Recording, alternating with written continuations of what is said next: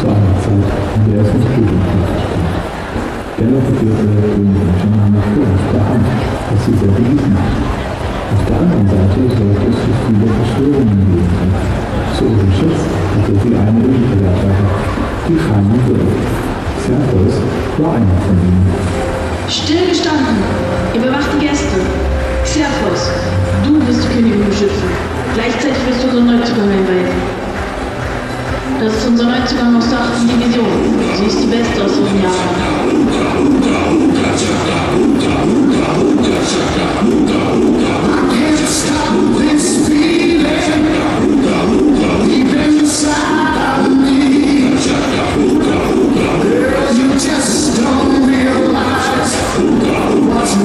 Xerxes, benimm dich! Warum kommt sie mir so bekannt vor? Ich nicht.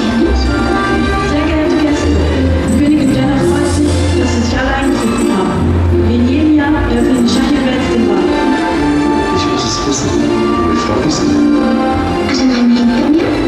Es ist so auffällig, wenn ich sie direkt frage.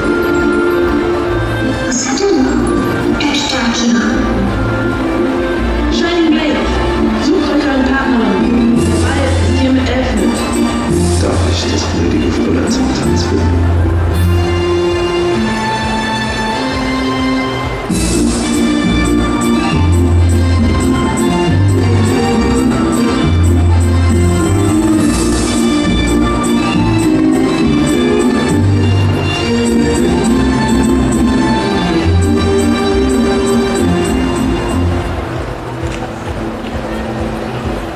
Du bist es wirklich, meine Kira.